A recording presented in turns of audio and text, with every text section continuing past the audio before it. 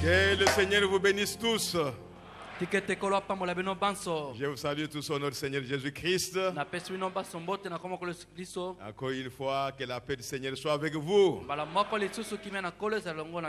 Ce soir, nous allons écouter la parole de Dieu par un pasteur qui vient du Moyen-Orient.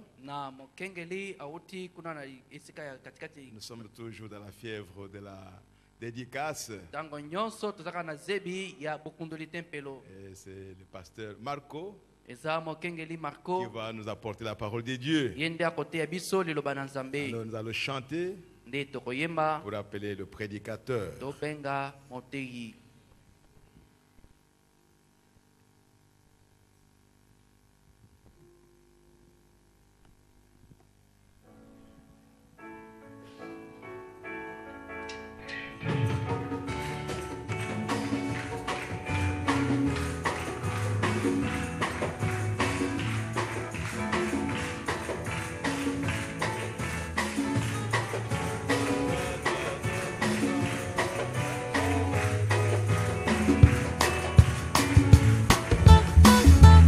Jésus a une table où les saints de Dieu sont nourris. Il invite son peuple, lui vient dîner. Oh Jésus, il nous nourrit de sa main pour voir tous nos besoins. C'est bon de souper avec lui tous les temps. Viens dîner. Oh, le maître appelle, viens. Oh, alléluia. Fêtez à sa table tous les temps, qui a nourri la foule et changé de l'eau en vin.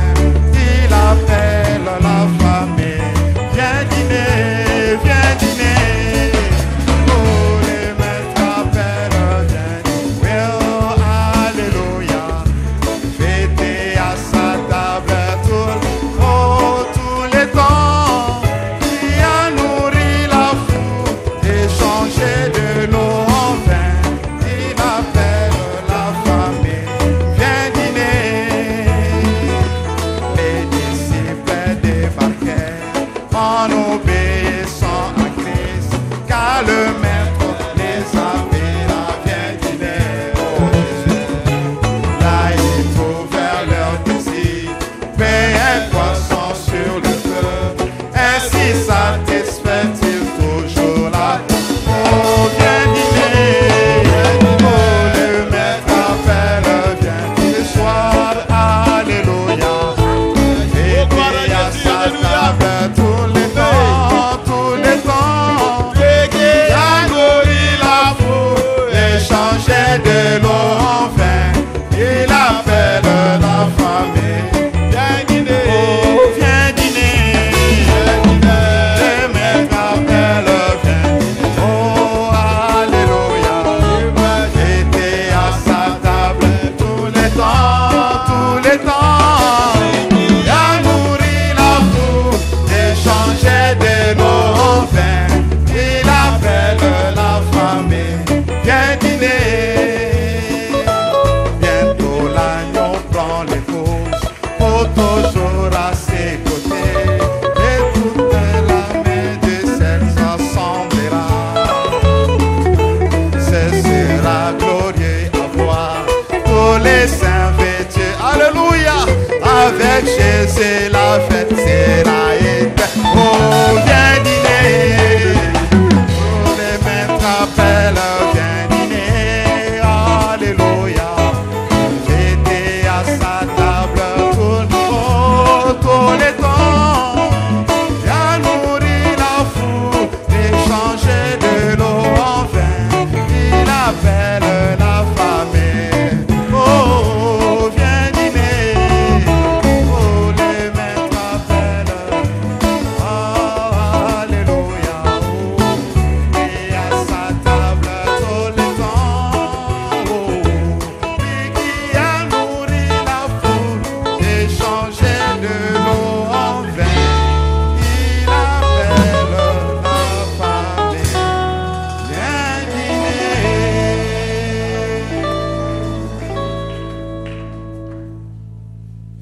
Que Dieu vous bénisse.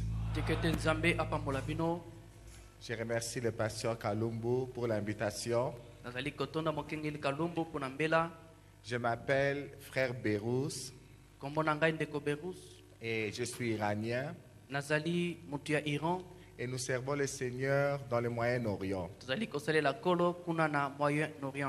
Nous avons commencé les messages au Moyen-Orient il y a 22 ans.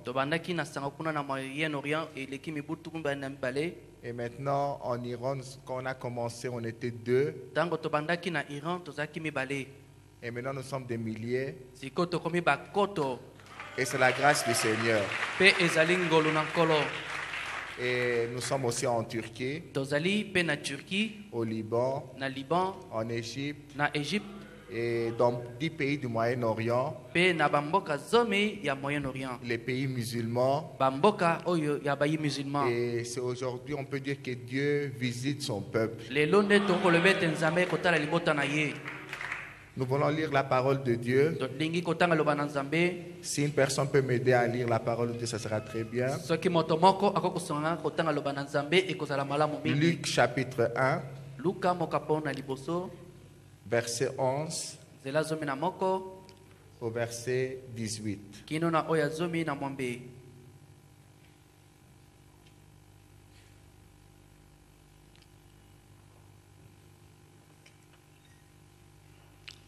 Vous pouvez lire?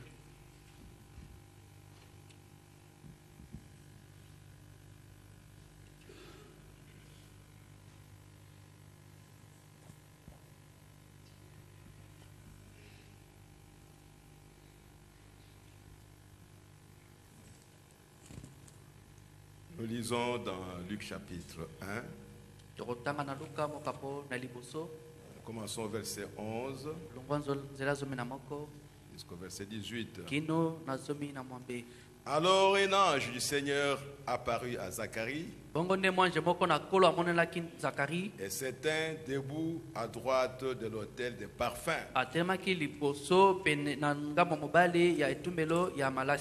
Zacharie fut troublé en le voyant. Et la frayeur s'empara de lui. Mais l'ange lui dit: ne crains point, Zacharie, car ta prière a été exaucée. Ta femme Élisabeth t'enfantera un fils. Et tu lui donneras le nom de Jean. Il sera pour toi un sujet de joie et d'allégresse. Et plusieurs se réjouiront de sa naissance. Car il sera grand devant le Seigneur. Il ne boira ni vin ni liqueur enivrante, et il sera rempli de l'Esprit Saint dès le sein de sa mère.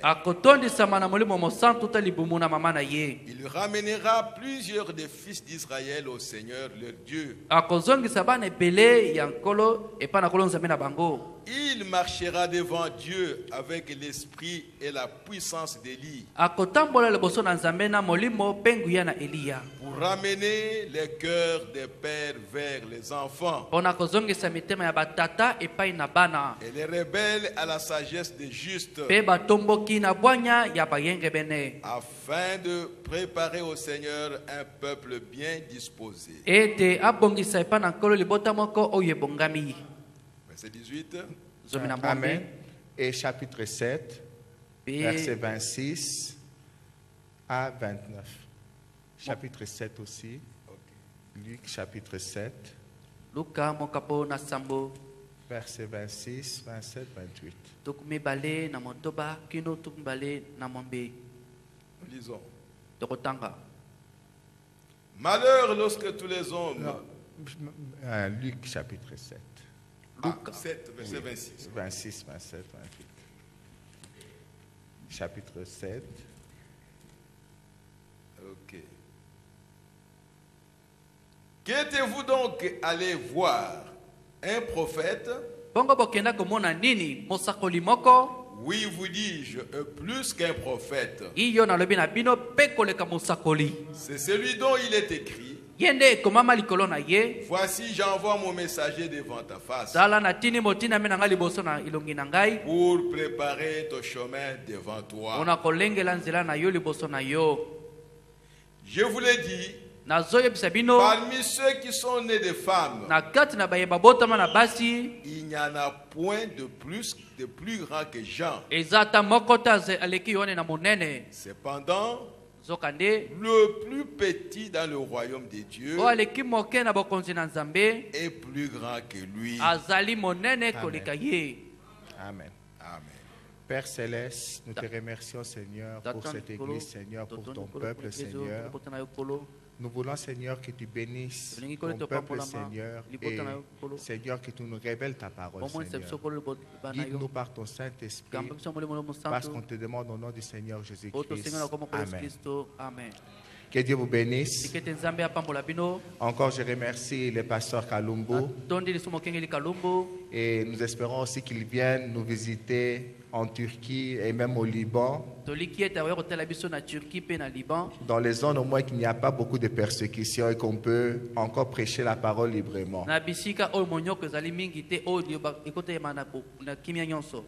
Et c'est très bien que le pasteur Kalumbu a un très bon témoignage. Quand je parle avec beaucoup de croyants au Congo, on dit que c'est un homme qui est un homme de prière. C'est un homme qui respecte les autres. Alors c'est très bien que vous avez un pasteur qui a un bon témoignage. Et ça c'est vraiment essentiel. Parce que quand nous tenons en tant que serviteurs de Dieu derrière la chair, et nous prêchons la parole de Dieu, le peuple de Dieu doit sentir que ce qu'on prêche, c'est ce qu'on vit. Et ça c'est très important, que vous avez un pasteur que quand il prêche, ce qu'il prêche, c'est ce qu'il vit aussi. Parce que beaucoup maintenant prêchent ceux qui ne vivent pas vraiment. Et Dieu doit nous faire grâce en tant que serviteurs de Dieu, parce que nous devons nous tous savoir que nous serons jugés plus que les autres. Et d'après moi, la conscience des serviteurs doit être une conscience qu'ils doivent savoir ça. Rester derrière la chair, c'est une grande responsabilité. Prêcher la parole de Dieu, c'est une grande responsabilité. Et vivre ce qu'on prêche, c'est une plus grande responsabilité. Et c'est ça que frère Branham nous a appris. Bon, nous avons cru le message au Congo. C'est juste qu'il y a beaucoup de séparation maintenant. Nous avons cru dans les années 86-87. Dans ce temps, il n'y avait pas toutes ces séparations. Mais je pense que malgré toutes ces séparations, quand je prêche dans les églises au Congo, je suis dans ma famille. Et partout là où je prêche, c'est ma maison. Et le pasteur Kalumbu et les autres anciens sont nos anciens aussi. Sont nos grands frères dans la foi. Et c'est grâce à leur prière qu'on a cru au message. Alors nous sommes reconnaissants et nous disons merci Seigneur. C'est très important qu'on soit reconnaissant aussi. Et on respecte ceux qui nous ont apporté la parole de Dieu. Les Juifs ont une interprétation de la parole de Dieu. Ils disent que Moïse n'a jamais frappé les eaux directement. Après, ils ajoutent et ils disent que vous savez pourquoi Moïse n'a pas frappé directement. Quand il voulait frapper les eaux, il laissait Aaron frapper. Ils ajoutent, ils disent que parce que Moïse avait été sauvé par les eaux. Alors ça nous apprend la reconnaissance. Même frère Branham nous apprend ça.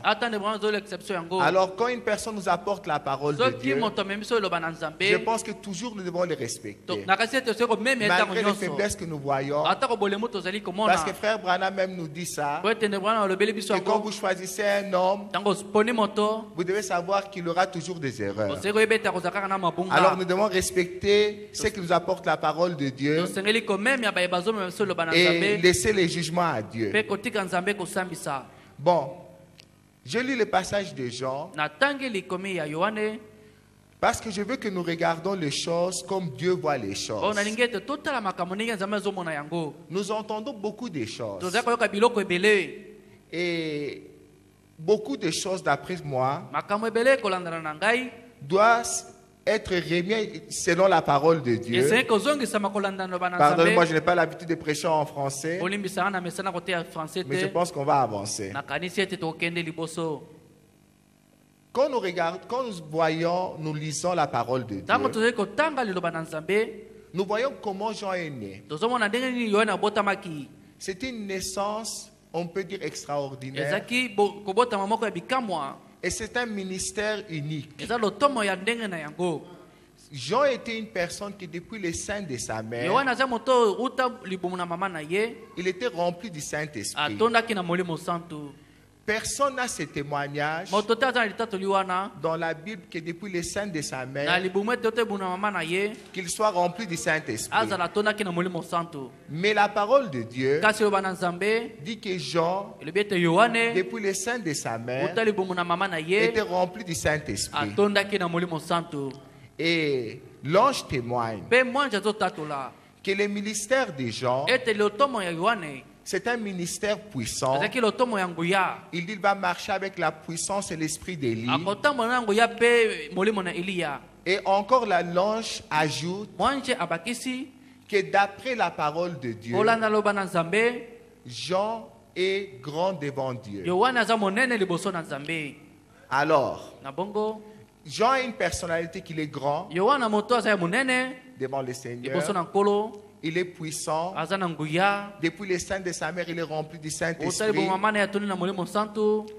Bon, alors, pourquoi je vous ai parlé de ça? Parce que si c'était moi, après nous voyons que Jésus aussi confirme le ministère de Jean.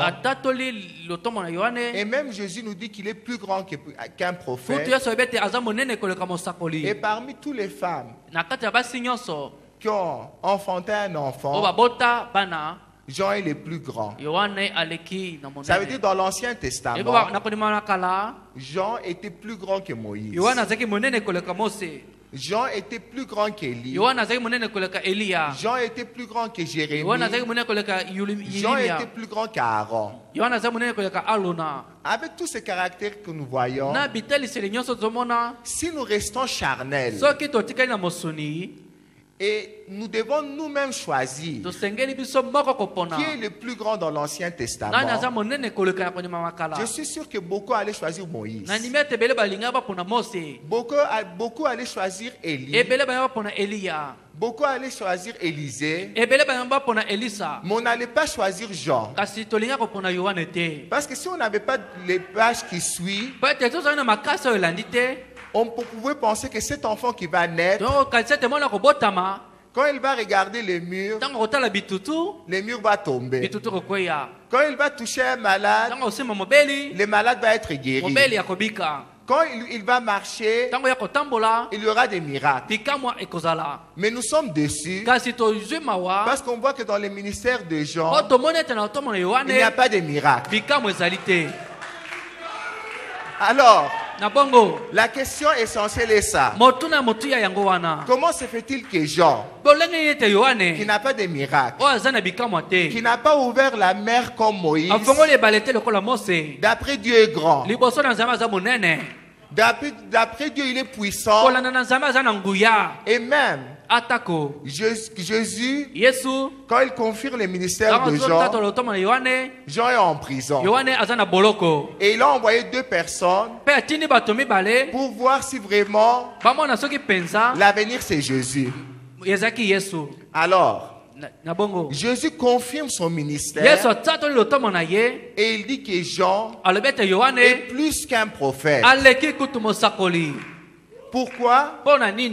Parce que Jean avait un message. Parce que Jean avait un message. Si frère Branham est grand, c'est pas par rapport au miracle que Dieu a fait à travers frère Branham. C'est par rapport à son message.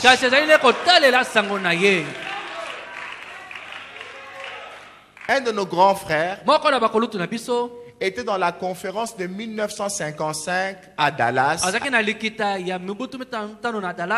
Et il disait qu'il y avait 200 prédicateurs qui prêchaient la parole, qu'ils étaient connus mondialement, qu'ils avaient des miracles dans leur ministère. Mais il disait que quand frère Branham était derrière la chair, on sentait que la présence de Dieu s'est manifestée d'une manière différente. Et il dit que ça m'a étonné.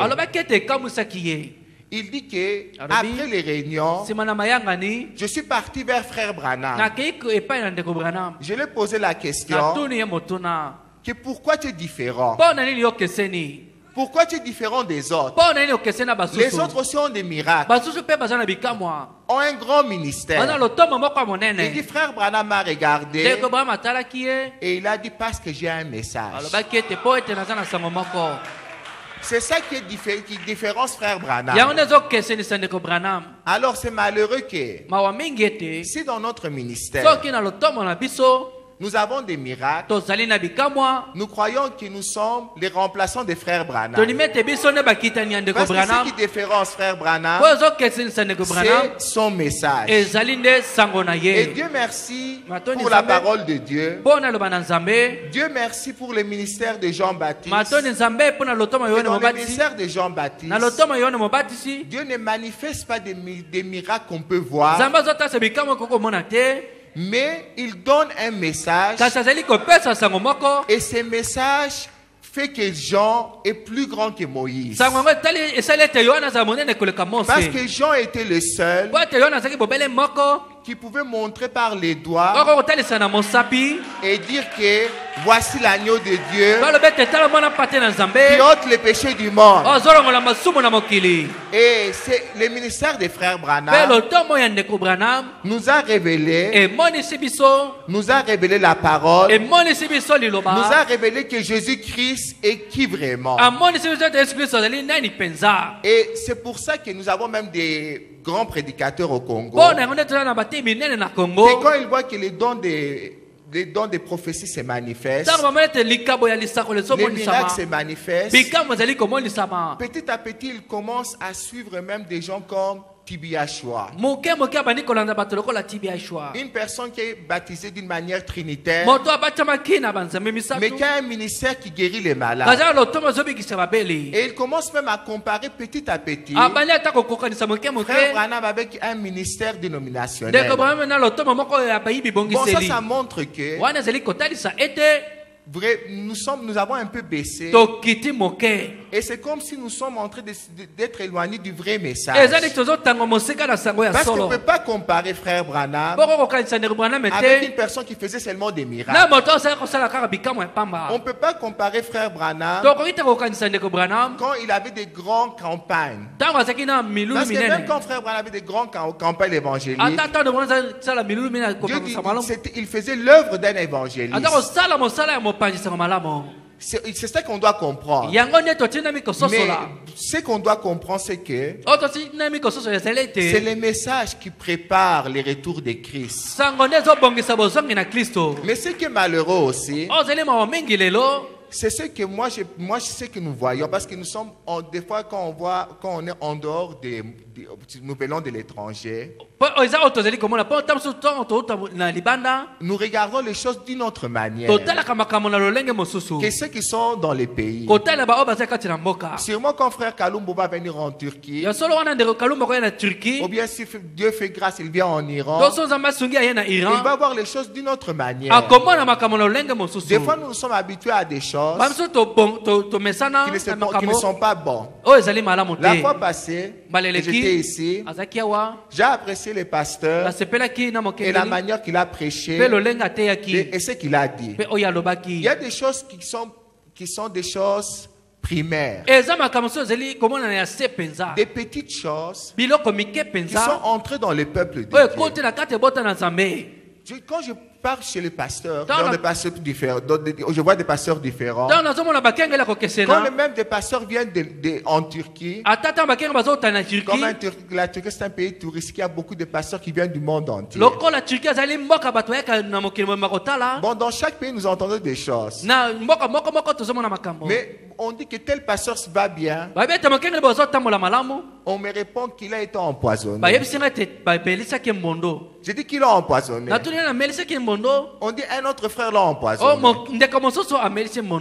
On dit que tel pasteur ou bien je ne sais pas tel brebis a été empoisonné par un frère.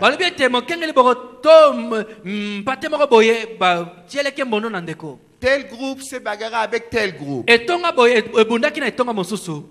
Pour même défendre des fois les pasteurs. Une fois un frère est venu me dire, il sait, j'aime tellement frère Branham. Nous aimons tellement frère Branham que si une personne parle du mal des frères Branham, on va les tabasser d'une manière qui ne peut pas même s'élever. Bon. Toutes ces choses sont au milieu de nous maintenant. Mais toutes ces choses ne sont pas des choses chrétiennes. Comment nous pouvons entendre que c'est une grande catastrophe d'entendre qu'un pasteur a empoisonné notre pasteur? Beaucoup de pasteurs sont empoisonnés. Beaucoup de pasteurs peuvent faire un test de poison en Afrique du Sud. Beaucoup de gens dans l'église sont empoisonnés. Les gens, un parle contre l'autre. Bon, toutes ces choses ne sont pas des choses chrétiennes. Les pasteurs, si je parle librement, ici, parce que je sens que votre pasteur, c'est un vrai pasteur. Et il comprend ce que j'ai dit. Et il est très humble. Mais ce qui se passe vraiment, ce n'est pas chrétien. Les pasteurs sont supérieurs au peuple. Vous n'osez pas dire à un pasteur, frère. Dès que vous dites frère, on dit que tu as manqué le respect au pasteur. Et si nous manquons le respect au pasteur, après nous appelons frère Branham, frère Branham. Les prophètes les lâches. Nous sommes des frères. Nous respectons les pasteurs. Moi-même, je suis pasteur. Mais cet esprit ne doit pas régner dans le peuple de Dieu. Nous savons que nous devons respecter les pasteurs. Et nous respectons les pasteurs. Nous respectons les anciens. Mais la parole de Dieu reste la parole de Dieu. Et quand nous devenons supérieurs, ce n'est pas biblique. Frère Branham nous dit, le même Saint-Esprit qui est sur moi et sur la dame qui balaye l'église.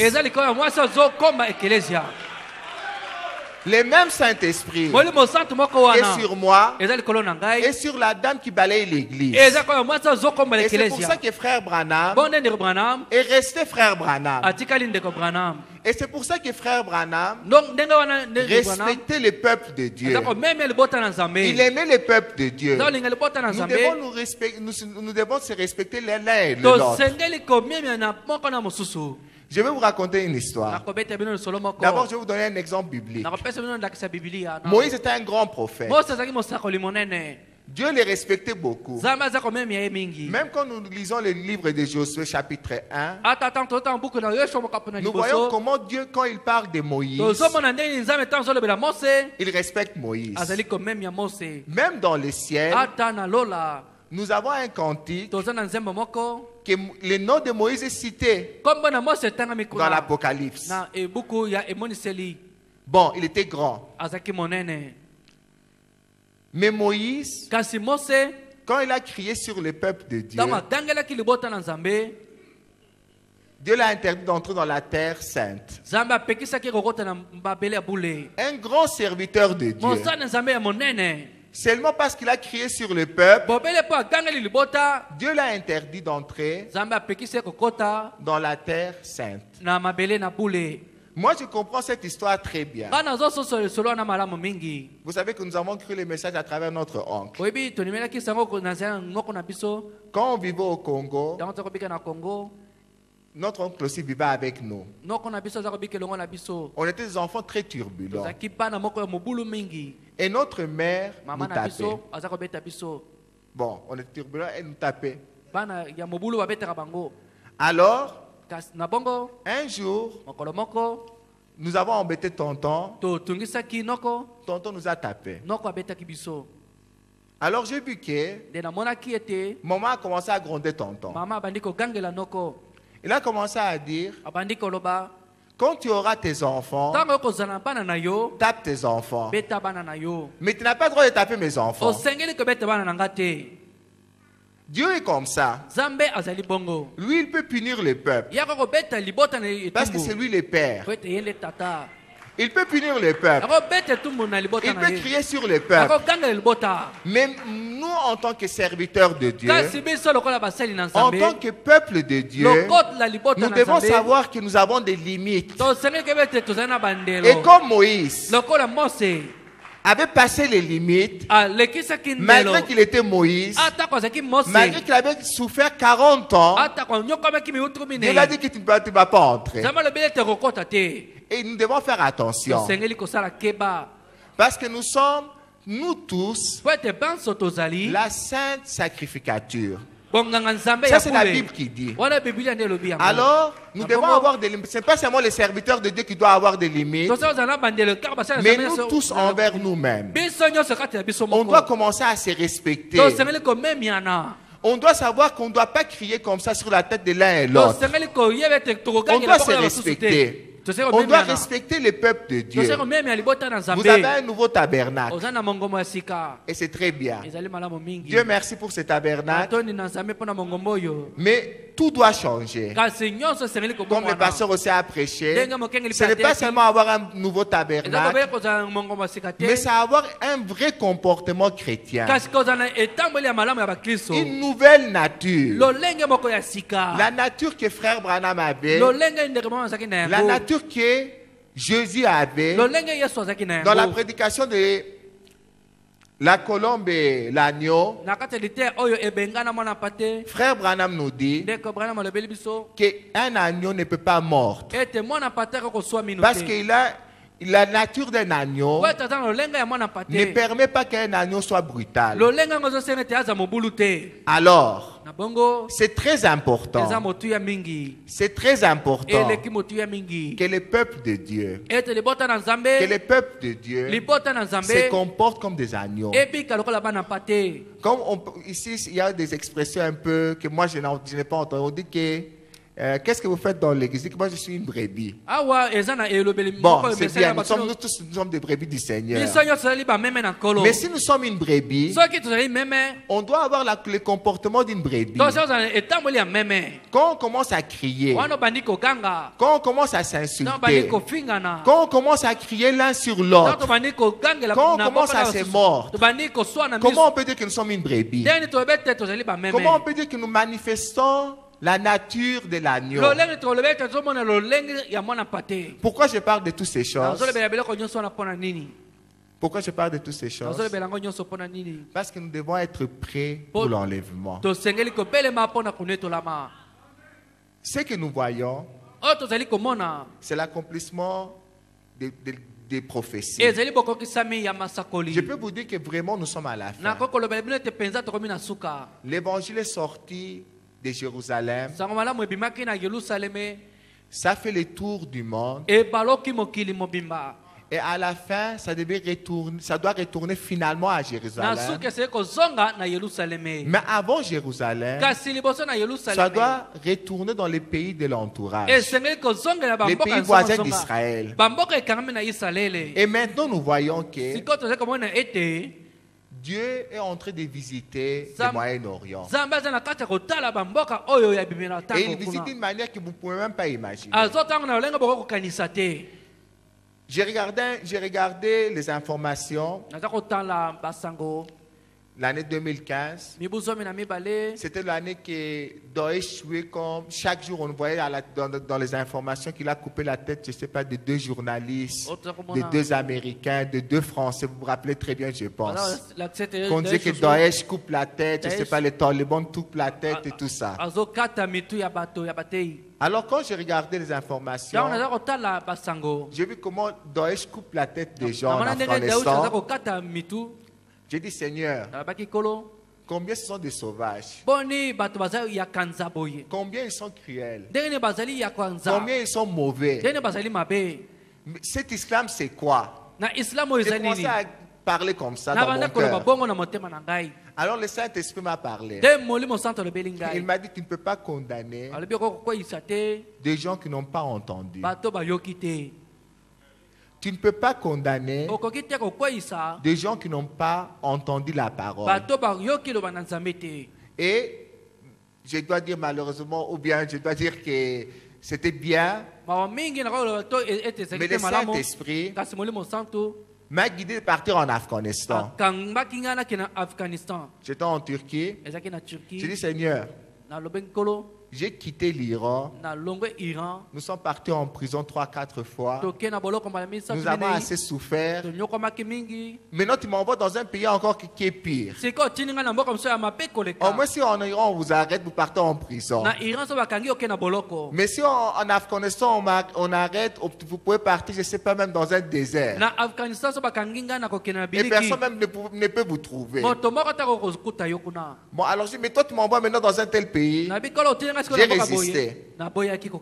Mais finalement, j'ai pris mon billet. Je suis parti en Afghanistan sans connaître une personne. J'ai pris un hôtel et j'ai commencé à prêcher dans les parcs. Et je peux vous dire qu'aujourd'hui, nous avons une église là-bas. Et Dieu a touché des musulmans que vous ne pouvez pas croire.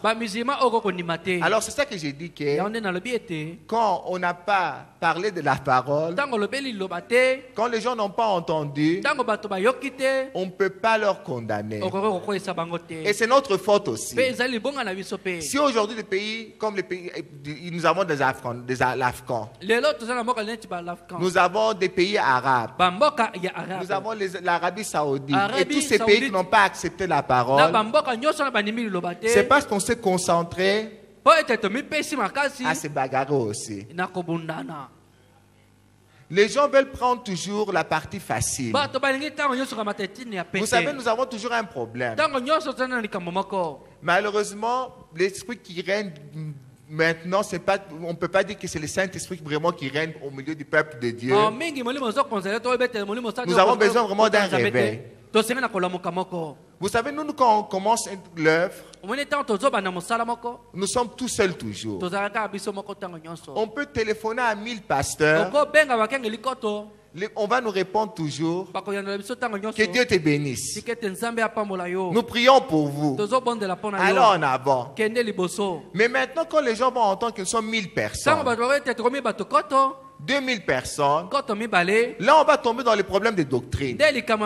On va voir qu'il y a une personne du Canada qui va envoyer une tract. Je sais pas, une personne va envoyer, je ne sais pas, une délégation. Un autre groupe en Angleterre va envoyer, je ne sais pas, une délégation encore. Et malheureusement, on doit dire aussi, je ne peux pas juger, que beaucoup même n'ont pas un ministère. Quand je pars des fois en Europe, moi je me réfère sur Frère Branham. Frère Branham est parti dans la mission. Vous vous rappelez, je pense, c'est l'histoire. Il a trouvé 3 méthodistes, 3 missionnaires méthodistes. Ils étaient 3 ans dans un pays. Je pense que c'était l'Afrique du Sud, je ne me fais pas une erreur. Alors qu'est-ce qui se passe? Frère Branham les a posé la question, quel est le fruit de votre ministère? Ils ont dit qu'il y a 2 ou 3 personnes qui ont accepté. Frère Branham les a dit rentrer à la maison.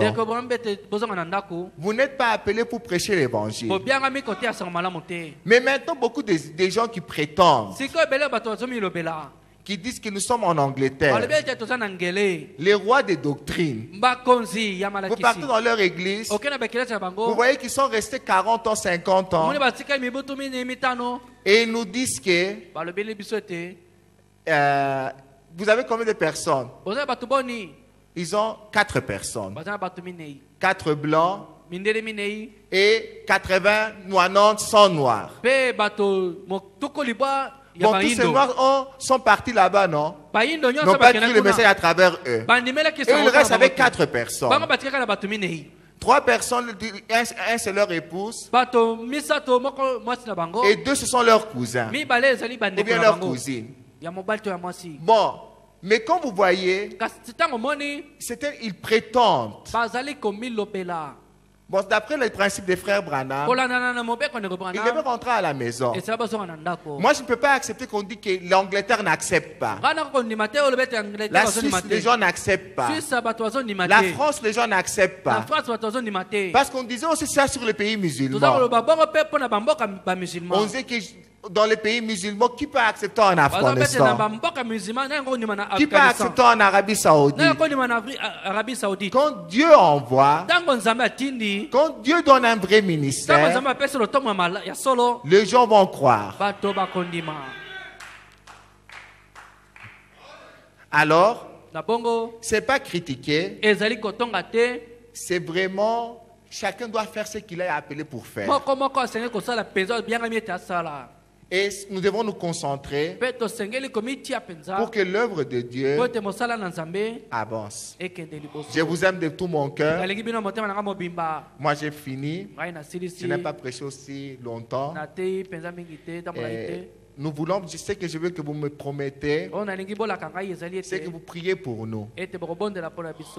Vous priez pour nous, quand vous priez, priez pour nous. Priez pour le Moyen-Orient. Je suis resté presque 22, 23 jours ici. Quand j'ai commencé mon voyage, les pasteurs m'ont appelé de l'Iran. Et ils m'ont dit que 4 frères ont été arrêtés encore. Alors, comme ce sont des gens que nous connaissons, ça nous fait souffrir aussi. Ça me fait souffrir que je sois là, je sois libre, et des frères et des sœurs sont dans une telle persécution. Alors priez vraiment pour le Moyen-Orient. Il y a des persécutions. Et c'est pour ça que je vous dis que vous êtes libres ici encore. Alors, vous devez profiter bien de cette liberté.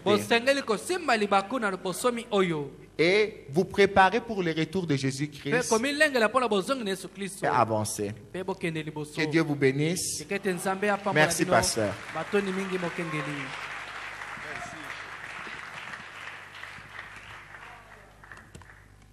Que le Seigneur soit béni.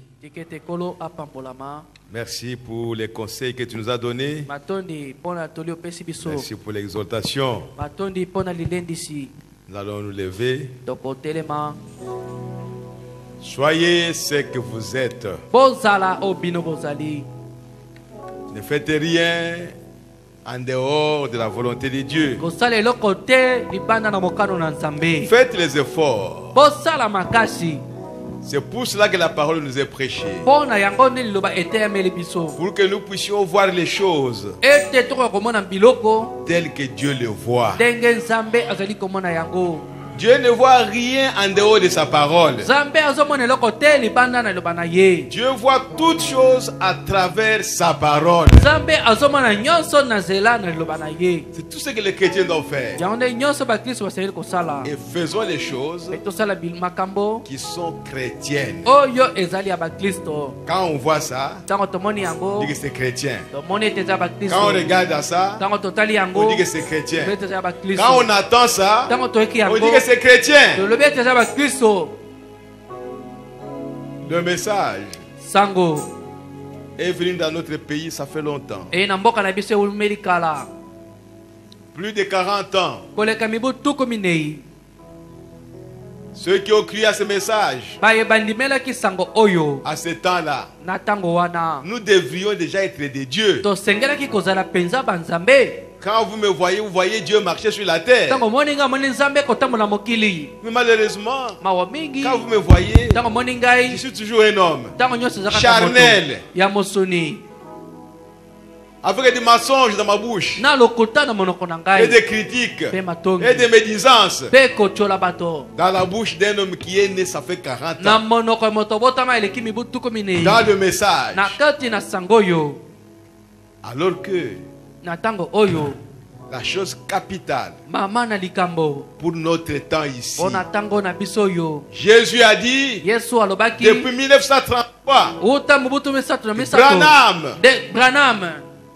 de même que Jean-Baptiste a été envoyé comme précurseur de ma première venue, toi Branham, je t'envoie.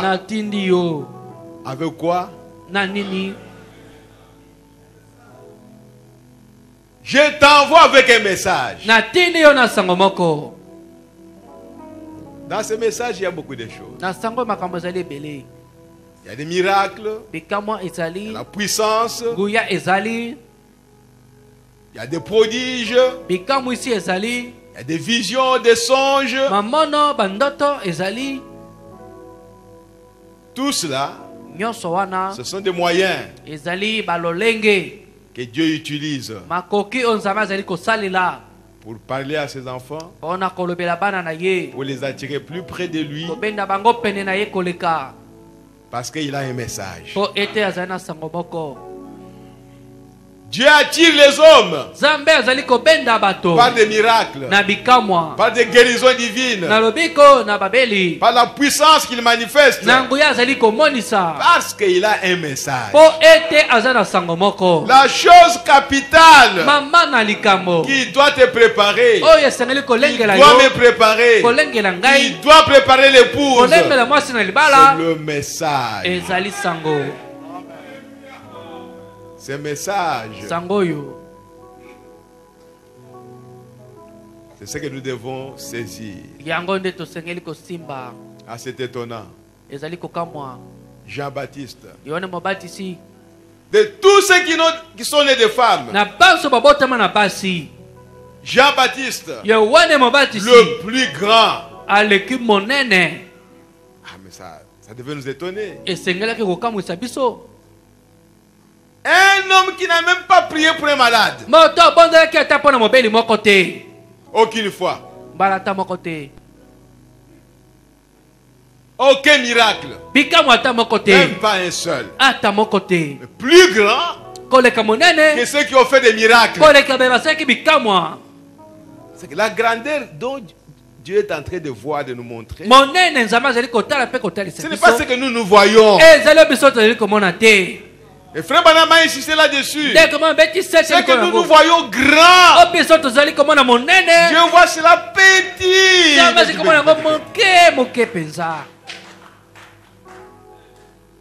Et dans la prédication, le roi rejeté, frère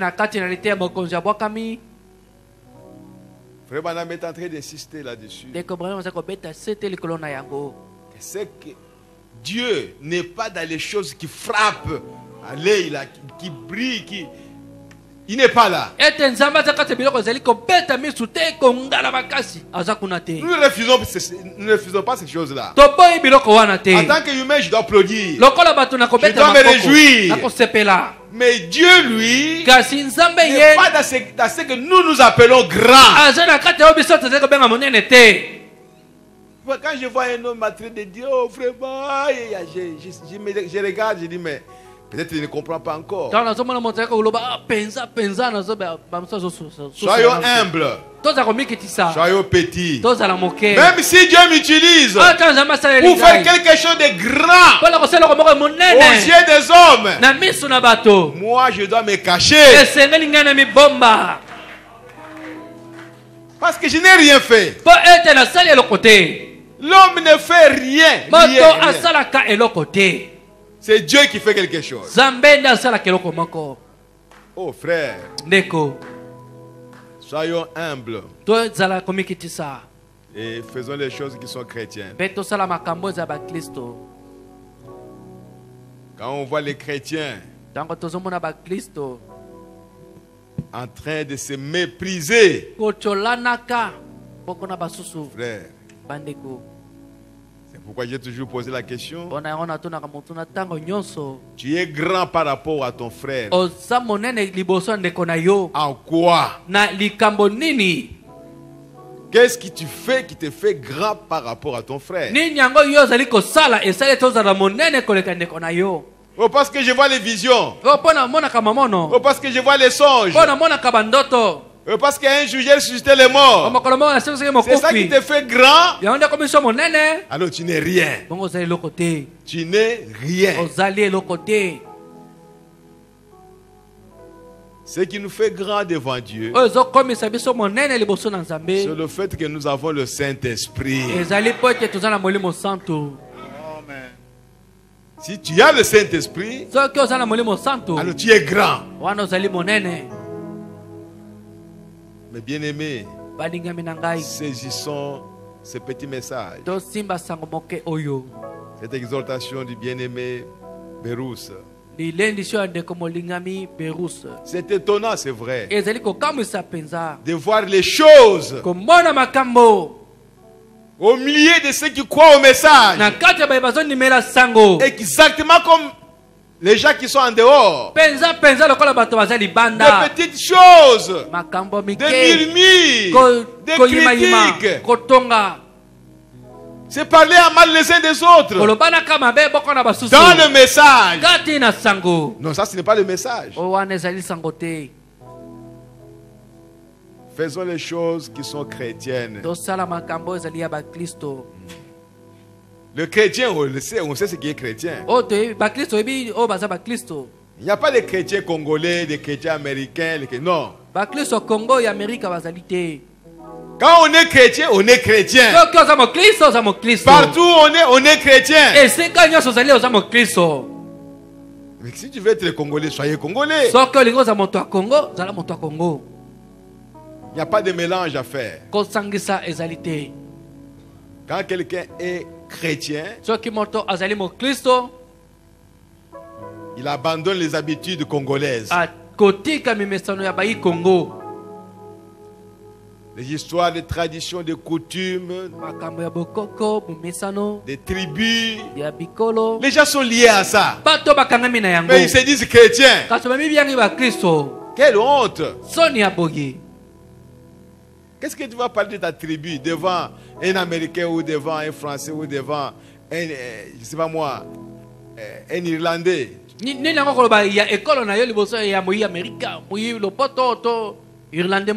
vas lui dire quoi de ta tribu? Rien du tout. Mais si tu es chrétien, si tu es chrétienne, tu peux ouvrir la bouche partout où tu es et tu vas parler. Oh, que Dieu nous aide. Que Dieu nous aide. Des petites choses inutiles. Tu es prédicateur. C'est Dieu qui t'utilise. Tu es grand en quoi? Tu dépasses les autres en quoi? Mais ces choses sont au milieu de nous.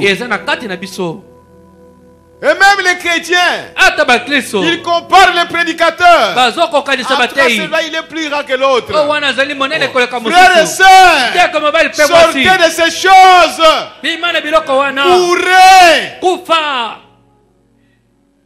Qu'est-ce qui ne va pas? Que Dieu nous aide. Je sais que le Saint-Esprit ne se fatiguera pas. Il continuera toujours à parler. Vous continuerez toujours à faire ce que vous faites. Et à la fin, nous verrons qui va avoir la victoire. C'est le Saint-Esprit ou bien c'est toi.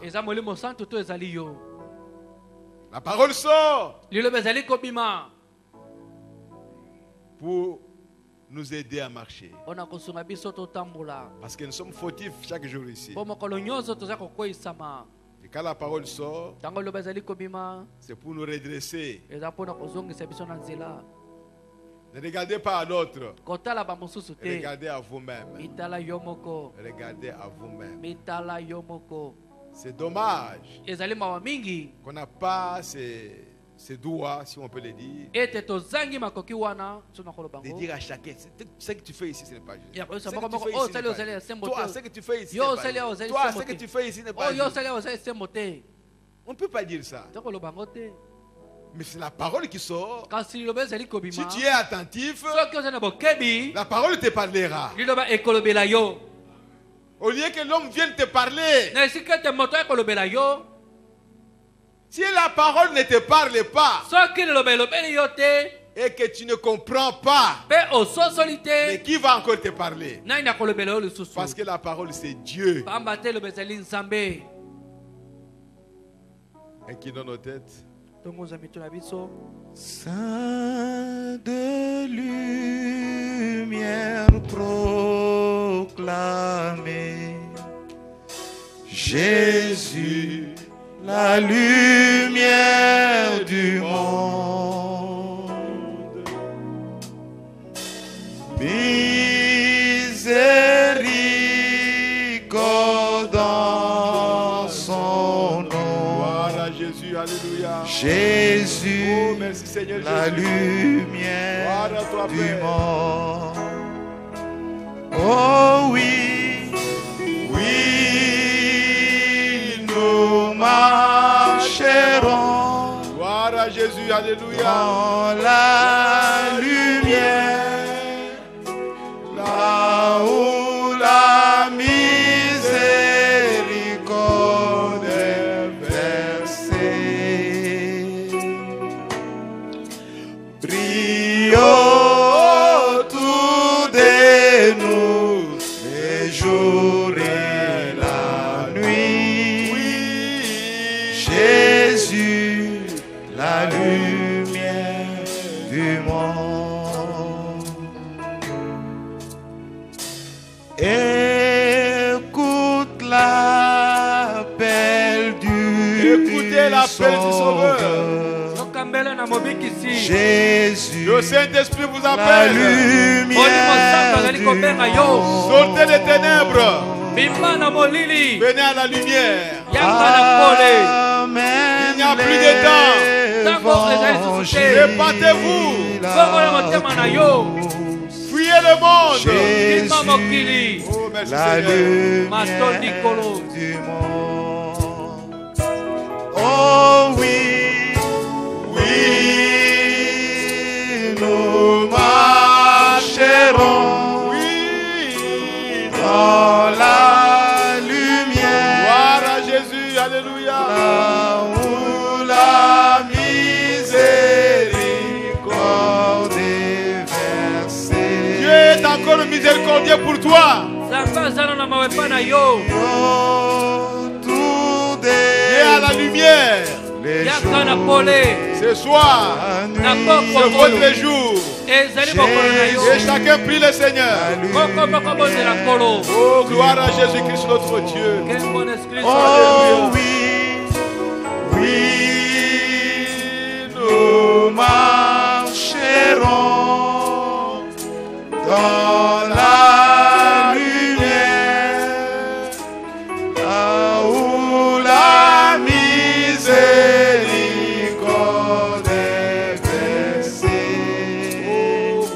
Jésus. Prions tous de nous les jours et la nuit. Jésus, la lumière du monde.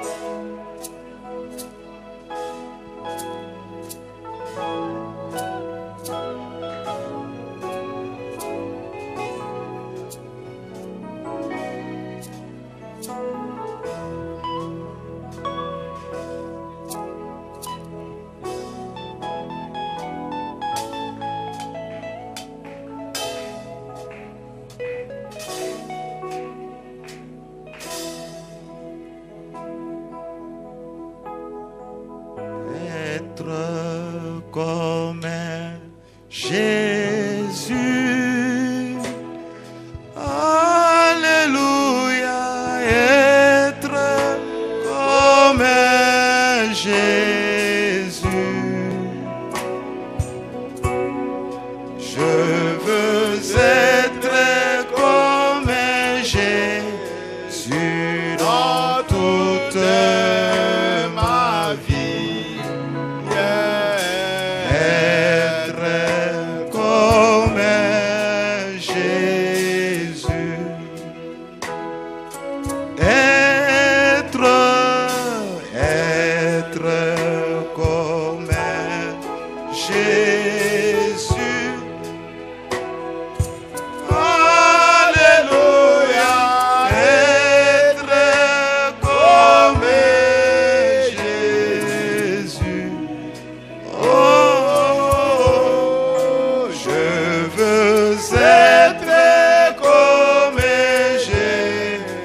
Jésus, dans toute ma vie, être comme un jeune, dans ma façon de parler, comme un Jésus.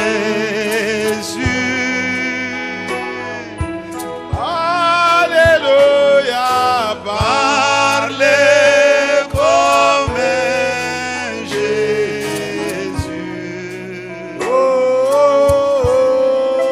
je veux parler comme un Jésus dans toute ma vie. Oh, parler comme un Jésus.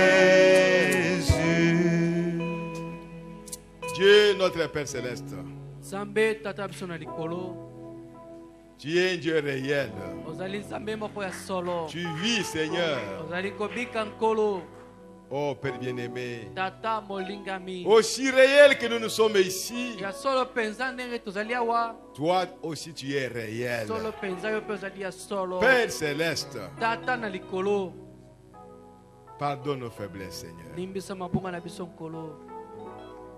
Nous sommes fautifs, oh Dieu. Nous avons failli, oh bien-aimé Père. Chacun dans sa responsabilité. Mais il n'y a que toi, Seigneur, qui peut nous relever, Seigneur notre Dieu. Oh Père Céleste, bénis chacun de nous, Seigneur. Accorde à chacun, oh Dieu, un entendement spirituel. Seigneur, révèle-nous la chose, le message que tu as envoyé aujourd'hui. Cette parole qui est ta volonté pour ces jours. Et tu as bien dit, Seigneur, que ce message est pour préparer l'épouse. Père, qui est celui-là qui se prépare? Qui est celui-là qui est préparé pour qu'il devienne quoi? Préparé pour devenir quoi? Oh Père Céleste, aide-nous, Seigneur. Aide-nous, Seigneur. Oh Seigneur Jésus, pitié de nous, Seigneur. Pitié, oh Dieu Tout-Puissant. Car on doit encore trouver dans nos bouches des paroles de plaisanterie, de légèreté. Oh Père, pitié de nous, Seigneur. Pitié, oh Dieu Tout-Puissant. Garde-nous loin de ces mots, Seigneur. Oh Père bien-aimé, purifie nos âmes, oh bien-aimé. Purifie nos esprits, Seigneur, qui sont tournés vers le monde, vers ce que le monde dit, oh Dieu. Seigneur Jésus, alors que le ciel est rempli de bonnes choses dont nous devrions parler à tout moment ici. Nous sommes toujours derrière les choses de ce monde. Parler des choses de ce monde, c'est que notre esprit est du monde. Pardonne-nous, Seigneur. Délivre-nous, Seigneur. Délivre-nous, Seigneur. Débarrasse-nous de ces choses, Seigneur notre Dieu, afin que le monde puisse te voir à travers nous, dans nos marches de chaque jour, Seigneur, que nous puissions te refléter, oh Dieu, que nous puissions avoir le caractère de Jésus-Christ. Oh, merci Seigneur. Bénis le frère Berous. Bénis sa maison, Seigneur. Bénis son ministère. Père, soutiens-le, Seigneur, dans cette contrée du Moyen-Orient. Oh, Père bien-aimé, la parole qui a commencé en Orient, Seigneur,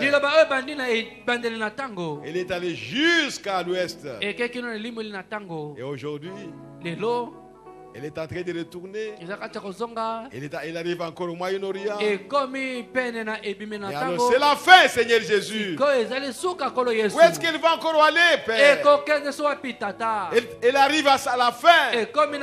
Sa course est terminée. C'est que ta venue est proche. Aide-nous à voir cela, Seigneur. Pour que nous puissions nous préparer. Nous repentir chaque jour. Mourir chaque jour. Comme l'apôtre Paul l'a dit, afin que nous puissions marcher en nouveauté de vie, que ta lumière puisse rayonner autour de nous, Seigneur. Merci, Père. Bénis chacun de nous, Seigneur. Maintenant que nous sommes arrivés à la fin, rentre avec chacun de nous, Père bien-aimé. Ne nous abandonne pas, Papa. Tiens-nous par la main et conduis-nous, Seigneur. Oh, Seigneur Jésus, nous ne sommes rien du tout, Père bien-aimé. Et nous ne prétendons rien. Aide-nous, Père bien-aimé, jusqu'à ce jour-là, Seigneur, que nous puissions te voir face à face. Merci, Seigneur Jésus. Béni soit ton nom, Père bien-aimé. Les paniers vont circuler maintenant pour compléter le service. Sanctifie les Seigneurs et bénis tes enfants qui soutiennent cette œuvre de Tout-Puissant. Nous recommandons tout ça à toi, Père, au nom de Jésus-Christ. Amen. Amen. Amen. Que Dieu vous bénisse. Okay. Je vois le frère Goshen Samba. Tu peux venir saluer l'église. Toi, tu viens rarement ici. Si on te voit aujourd'hui, on ne sait pas si demain tu seras là. Et il est accompagné de sa chère épouse.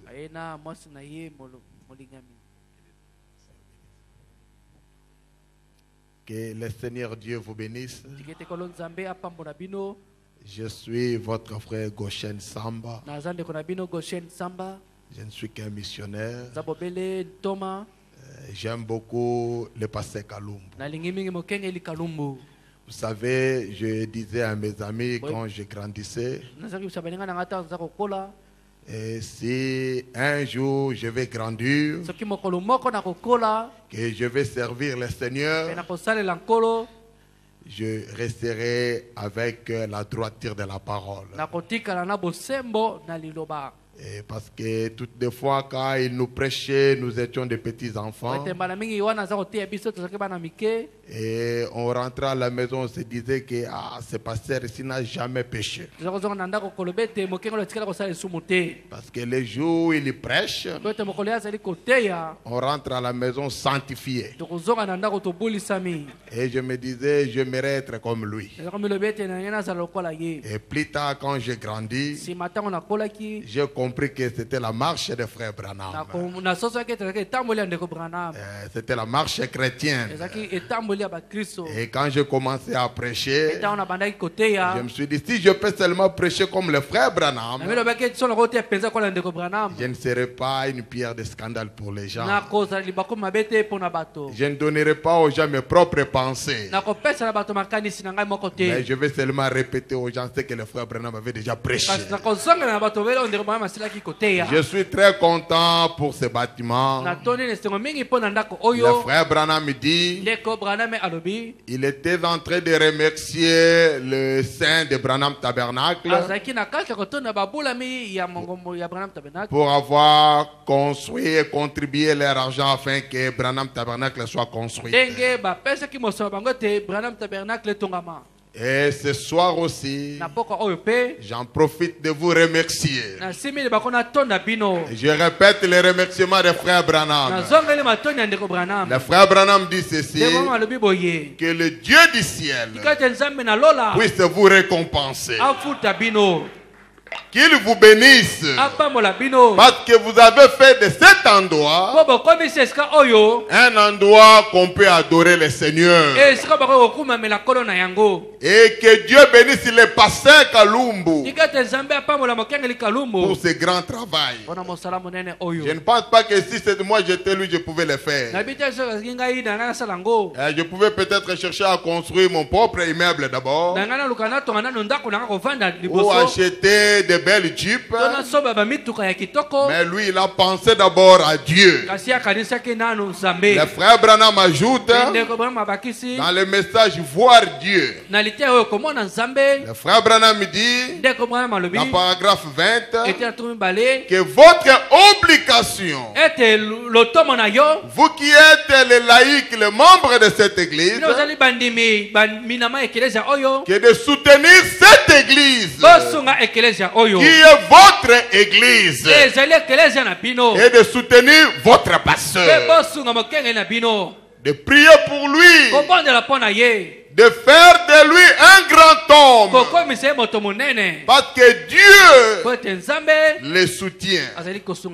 Il est le pasteur de Dieu et le surveillant du Saint-Esprit. Que Dieu vous bénisse. Les prédicateurs sont toujours comme ça. Ils aiment parler, ils aiment prêcher. Que Dieu bénisse Frère Goshen. Ok.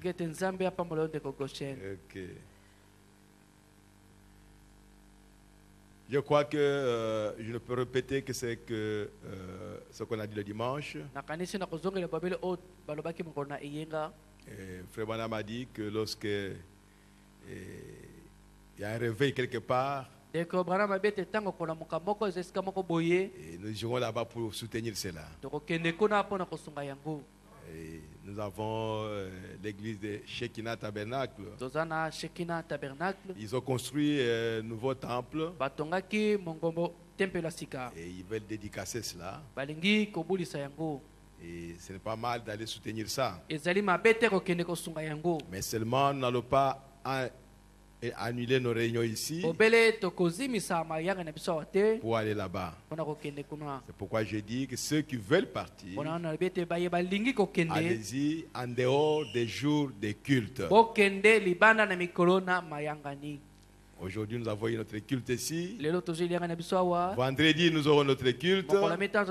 Dimanche, la même chose. Alors, s'il y a quelqu'un qui veut aller là-bas demain ou jeudi, il peut toujours aller, il n'y a pas de problème.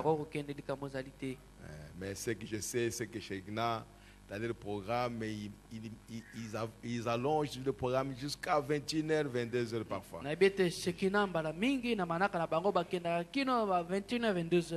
Vous arrivez là-bas, vous trouvez les gens en train d'attendre les bus. Les conseils que je vous donnerai, si vous voyez qu'ils vont jusqu'à 19h, sortez et rentrez à la maison. Pour que vous ne puissiez pas avoir des problèmes avec les bus, les transports. Nous avons des heures où nous devons avoir facilement les transports.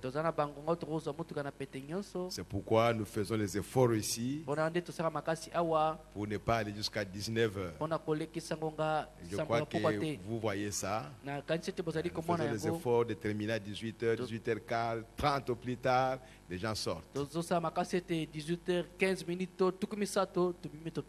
Voilà ce que je pouvais encore répéter. Et je crois que dans le programme, le samedi, il y aura une réunion des ministres. Ceux qui sont des ministres ici, ils peuvent aller assister à la réunion. Je ne sais pas exactement comment cela sera. Si vous êtes poussé d'y aller, alors allez-y. C'est une réunion des ministres. Les réunions des ministres sont ouvert à tout le monde. Voilà, nous allons chanter et puis après nous allons rentrer à la maison. Il y a un pays au-delà des étoiles, 86.